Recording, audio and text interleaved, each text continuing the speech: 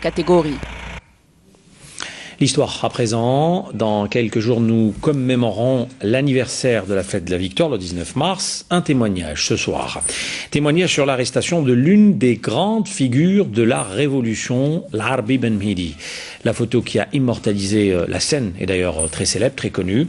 Son compagnon, Brahim Chergui, a été arrêté une journée après le regretté, incarcéré, en même temps que lui à la villa d'El Biar. Brahim Chergui en parle aujourd'hui, 66 ans après les faits. Le reportage de Nabil Hamadesh, le récit de Badi Aziet. Février 1957, face à la caméra, le sourire du colonel Mohamed Arbi Ben Mhidi ferait presque oublier le contexte de son arrestation et le jeu d'exhibition auquel se prêtent des soldats français. À côté de lui, Brahim Chergui dit Hmida suit le chef historique, il ne baissera pas un instant les yeux. Aujourd'hui, M. Chergui témoigne à la télévision algérienne. Il a été testé par le sérum de vérité et moi, je l'ai suivi tout de suite après. Le lendemain, nous avions eu l'honneur de cette vidéo.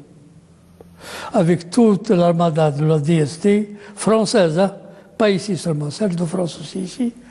Les photos, tout cela, ils nous ont photographié et puis ils ont fait cette vidéo. Un transfert vers la villa Susini lui fit éviter une exécution certaine. De là, on m'a amené directement aux tortures. Et c'était atroce.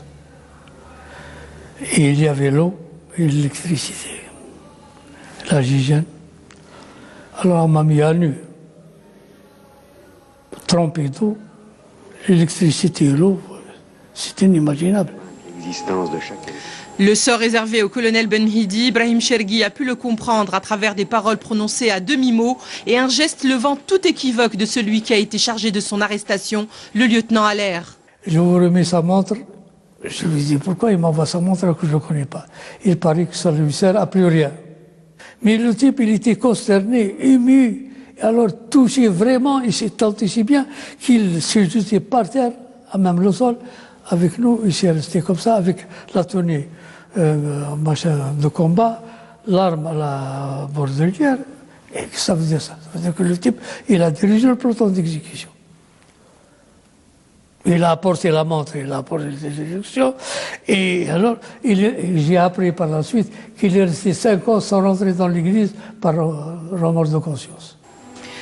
Exécuté la nuit du 3 au 4 mars 1957, Mohamed Arbi Ben Mhidi a théorisé et donné sa vie à la révolution algérienne. Son œuvre et son sourire continuent de marquer les esprits.